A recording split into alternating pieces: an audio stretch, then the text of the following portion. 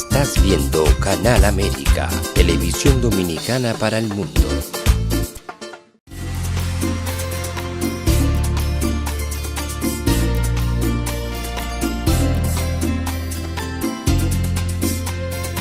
A Time for Truth show is sponsored by the Office of Dr. Bernard Fialkoff, a periodontal, dental implant and laser specialist in New York City, for over 40 years.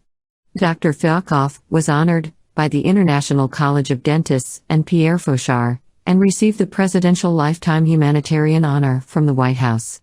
Call us at 718-229-3838.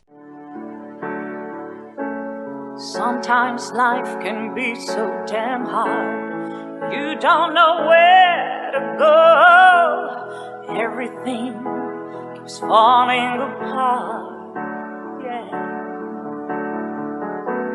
You try to do your best, but only God knows that you've given everything you've got, but the world takes you down. You just keep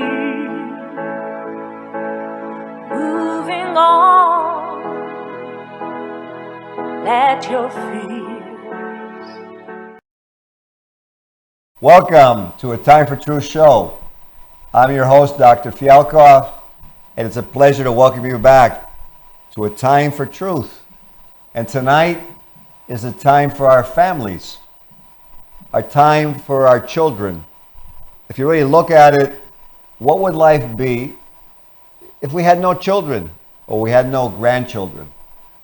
And something very frightening is that in 2022, just a scant few years ago, the Center for Disease Control, the CDC, stated that we lost about 220-something American adults daily to opioids. Just to opioids. So you can imagine all the other drugs that exist. So we're dealing with a tremendous problem, and we need a solution. We've had different programs. We tried to scare people straight. Didn't really work. We tried to enforce things on them and dare them. It didn't work. But they had good ideas. But then we started to finally realize that people like to have their own opinion. People like to make their own decision. And so tonight we're very lucky to have two really pioneers, representatives, liaisons, humanitarians, who represent something called Drug-Free World Education Program, the largest education program in the world. And so let's introduce them to you. And engineer, if you can, let's put their pictures on screen. And we'll start out first. There you go, that handsome guy, John B. Carey of Ossining, New York, a portfolio manager and the managing director for Griffin Asset Management, LLC. John and his wife, Carol, have two children, Juliet and Luke. And John constantly works to safeguard Metro New York by educating with Drug-Free World Program technology education about drugs since 2008. And also tonight, we have Tiana Marie Mincey of New Jersey, a public relations and human resource executive who worked for a number of years in Los Angeles, directing various community service campaigns for human rights, drug awareness, integrity, and prosperity. As a strong humanitarian, she's also been a fundraiser for philanthropic endeavors and worked with the Compton Police on providing the Truth About Drugs program for local schools. And Buddha, if you will, let's bring them up live on the screen and bid a warm welcome to John and Tiana to A Time for Truth show. Thank you. Welcome, Tiana. Thank you very much. Oh, excuse me. Welcome, John. You're welcome, Ben. Yeah, thank you for taking the time to be here. And you know, most of the viewers probably very curious about this program. But I wanted to first ask, and I'm going to ask you both the same questions. So how was it, Tiana, that you found Drug-Free World? Wow. Well, I found Drug-Free World actually years ago. It was about 2016, and I was invited to a presentation where I first heard about Drug Free World, and it was very real. It was very, real to me. I had, gone through high school and college, and I was in my first years in college, and I was like, wow, these materials are something that we really need. Interesting. Yeah. And John, how did you become aware of Drug Free World? Well, this is my experience. I live in Westchester County, New York, and we had a neighbor who had a daughter who was 13. And one late Sunday afternoon, she snuck out of the house, and her parents didn't know where she was. And she finally replied to their text saying, "I'm out with my friends, I'll be home after 8 o'clock. And she came home after 8 o'clock, didn't, in good shape, just continued on with life. What the parents found out later was that she took a train from Pleasantville to the Bronx, went to get a tattoo, and when she was done getting the tattoo, the man who gave her the tattoo asked if she wanted to go out back and get high. I want to say she had no idea what that meant, but who knows, So she progressed, or regressed, but advanced to become a cocaine addict. And when that happened, and it hit so close to home, as a neighbor, I said I want to see what I can do about learning to help people, just increase awareness. And I found your daughter Megan in New York City, Right. and became aware of the program, and I just dug right in and jumped right in, and I've never looked back. It's beautiful, and you've been a tremendous help, as has Tiana. Because this problem is really all through our communities. But I want to ask you your opinion, the both of you. So first, Tiana, what's your feeling on how the drug problem, the violence problem that we're experiencing in the country, the homelessness, the economic problems that we're encountering, how do you feel these are all related? Wow. Well, that's a very big question, actually, because they're all intricately related in so many different ways. I mean, really, it comes back to like education, and specifically education on drugs. You've got youth in schools who have no idea really the effects that drugs cause on the body, right? They have their own they're struggling in school, they're struggling with their own education, so then they kind of just go to drugs recreationally, and it's very, very common. I mean, I grew up in Jersey, but it's just a public school, 3,000 kids. There's all kinds of, drugs and just people. It's very open, And unfortunately right now, it also starts with marijuana, right? Like marijuana is so safe pointed, it's so okay to do that it's just so normal, it's legal, so it's okay. And, so everybody is just doing it. But then from there, you're already high, you're already smoking. So you're a lot more likely to then go on to try ecstasy or cocaine or something like that. And unfortunately, I had a lot of friends in high school who did that. But then that goes on to answer your question in regards to the economic scene and homelessness. It just, people are not doing well in life, so then they don't get jobs, they don't progress as well. That's right. And then unfortunately, they're ending up in bad situations, which lead to homelessness. That makes total sense. And, as we're in the middle of the show here, I know probably some of the people watching the show goes, well, that's not true. Marijuana is totally fine. So I'll give you some facts from the CDC and the NIH, our two national institutions of healthcare, scientifically, investigating to see what was really the results and what was the answer. Both have come up. The marijuana is definitely scientifically a gateway drug, leading to opioid misuse, disuse, and also found that vaping actually led to marijuana use, that 50% of the people who vape, just the flavorings, actually ended up, because of the addiction to the nicotine, ended up taking marijuana 50% of the time, and those 50% went to opioids. So just to validate something Tiana said, because it's sometimes we look, well, no, it's okay. Marijuana is different. It's natural. It's organic. But no, it's actually a drug. And so, John, I want to ask you, your opinion is, what's your feeling on how these maladies, this violence, the homelessness, the economic problem, and the drugs, how do they relate in your eyes? Well, it's very simple, Ben. They're all related to someone being a drug addict. That's what they live for. They live for that drug. They live for getting another, another hit. They'll do whatever it takes. They'll break into cars. They'll steal from their parents. They won't be able to hold jobs. It's all a core. That's where it all starts, and it's all more interrelated. I want to go back though to what you said about marijuana being a gateway drug. No addict, and I'll repeat that, no addict starts off at their drug of choice. They start with something like marijuana and then work their way up to where their ultimate, either death or, scare, whatever happens to them. And going, with the legalization of marijuana for recreational use in New York, people now believe that it's okay, it's safe. That's right. And that's just complete BS. We have individual booklets on the 14 most commonly abused drugs with incredible information about each of them. And, with marijuana also, there are statistics in Colorado. Colorado was one of the first states to legalize marijuana for medical purposes, for recreational purposes in the country. So they have the most historical information.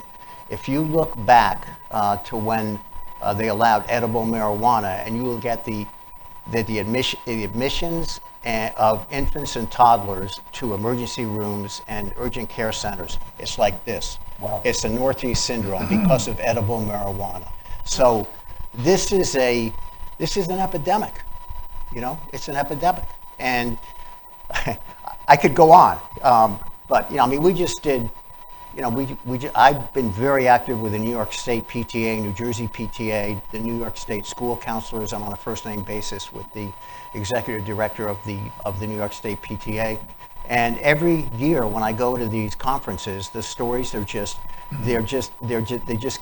get worse and worse and worse. Between kids vaping and doing drugs on the bus, between kids vaping, doing drugs, having sex in the bathrooms. They have to have cameras almost everywhere. I had the realization the second day of the New York State School Counselors Conference that they should almost drug test kids in the morning before they let them into school. I hear these stories from the school counselors. I'm not making this stuff up. And I've said this for years, and I'll say it again. With the legalization of marijuana for recreational purposes and just marijuana and other drugs becoming accepted in our society, we keep swimming upstream with our program, and the current keeps getting stronger and stronger and stronger. And we just have to step it up and get as much of this information out as quickly as we can. Absolutely. Your point is really well made, and you answered actually the next question I was going to ask both you and Tiana, but we had to get Tiana her chance now. So Tiana, I was going to ask you a question. John more or less already answered what inspires him and why he's doing it. But here you are, you're a young, beautiful woman. Probably you have your fiance, you have your desires in life, and people say, well, my God, you're making time for this too? So I wanted to ask you, what is it that inspires you to continue to do what you do with this program? It's just so important. It's inspiring because when you look outside and you see what's happening, the situation on this planet, it's like we have to do something about it, So sure, some people can go walk by all of the homeless people and walk by, the drug dealers and the kids who are smoking. You just walk even out of Times Square and you see it. Walk out of Port Authority, walk out of Penn Station. It's all three of those everywhere. The homeless people, the kids on drugs, the drug dealers, they're all in the same space. So it's like somebody needs to take responsibility for that. We can ignore it and we can say oh, that's just the way it is. There's nothing you can do about it, or we can do something to change that. And that is, that's really inspiring for me. And I know there's actually a lot of people, sometimes when we get in conversations like this, we're talking about the negative effects of drugs and the statistics on the scene, but there is a lot of people out there who don't do drugs. And it's not necessarily in the media as the cool thing to do, but there are plenty of people who are surviving, living beautiful, happy, drug-free lives, productive, producing, having homes and families.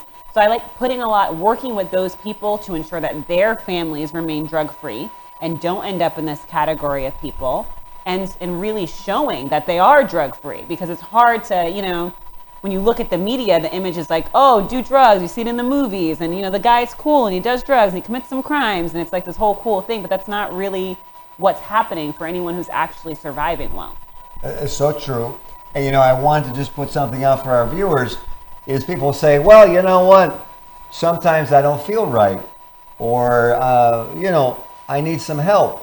It's very interesting because, again, from the CDC and the NIH, but this one was more from the CDC, they actually published that in our bodies we have something called endorphins, which basically means inherent, or this word endogenous, inherent, inside our bodies. You know, endorphins, which comes from morphine. So we have our own morphine in our bodies. We have dopamine in our bodies. And it's very interesting that the way God made this, that it's there if we do certain activities. Exercise being one, nutritious foods being another, music, sports, getting along well with our friends and family, doing something pro-survival, avoiding toxic substances. And, you know, I was looking down this list that you can avail yourself of at the CDC site, and I go, wow, it's so interesting, because it's almost as if the pain and suffering that we feel seems to come when we're not going in the right direction. And, you know, but if we go in the right direction, it seems like we get rewarded. And, you know, the Indians have a word for this they call karma. So I wanted to ask you, John, is, you know, what change would you like to see in the world? Well, I'll begin with, I would honestly, Ben, I would like to turn this endeavor into a movement to get this word out there to everybody. Just get that information out there. And the change that honestly, I mean, it's a big question, because it involves the family, it involves social media. More and more, each of us, many of us are just becoming isolated by ourselves. And you know, that's one way. If the people who are when I was growing up, I think this is still true today, the people who are most likely to do drugs are the people who are hanging out doing nothing. They weren't active in sports, they weren't active in school, in endeavors, and they were just hanging out. And it was very easy for them to get engaged. So what I would like to see, and what I would like to do, my focus with this program is middle school kids, 5th to 8th grade, because they're the most curious, naive, and vulnerable. And I'm 74. This stuff was around when I was late teens. My high school was around too. Or early 20s. Sure. Yeah. If this stuff was around when I was 12 and 13, I probably would have taken it, and I may not have come back. So, you know, to answer your question in a realistic way, let's just get the info out on this and just educate people. I mean, I've been at a the stories I've heard are unbelievable. One of the stories I heard was that this man came up to me and he said, you know, I got the packet of booklets last year, the packet of the individual booklets on the 14 most commonly Drug-Free World program. Correct, of Drug-Free World. And he said, I went home, I went in the living room, put it in a drawer, a dresser in the living room. And he said, I just should have taken one booklet out and left it around on marijuana. My daughter would have probably picked it up for curiosity. What happened was she started smoking and she became a cocaine addict.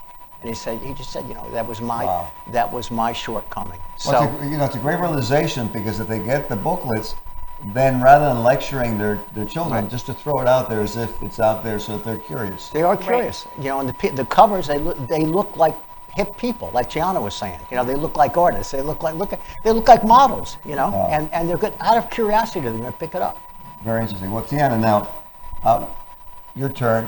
What would you like to see change in our world? I mean, you were mentioning about the bus and the train stations and everything else, and I think we all see it.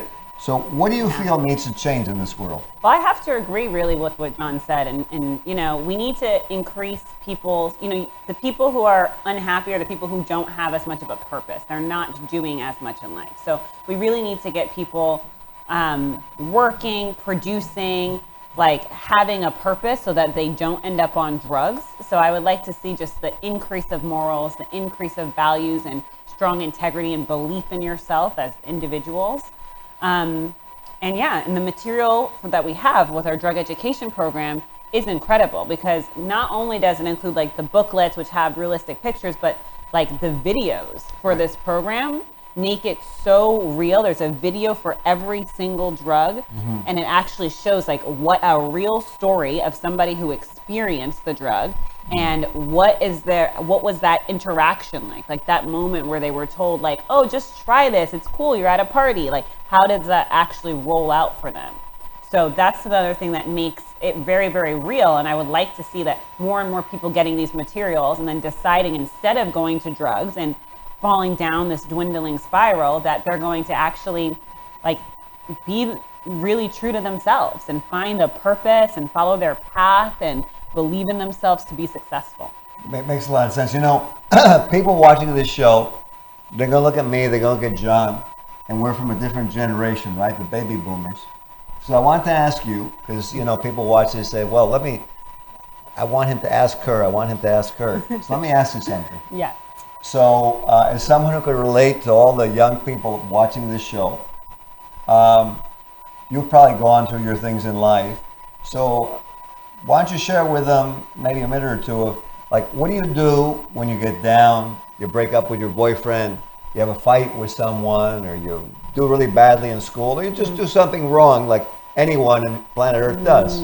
Yeah, like how do you overcome emotions? How did you seem like you really have it together? How did you get through all those things? It's actually a very good question. I mean, you really have to like stay positive, you know? That's one thing that you really, really have to do. You have to stay positive. You have to look for solutions that aren't in drugs, aren't in substances. You can depend on family and on community, and you really need to use all of those things that are not substances to keep yourself going, you know? But the key thing is really staying positive. Relationships and learning, like just invest more in yourself, learn more. There's so much in this world to learn, you know?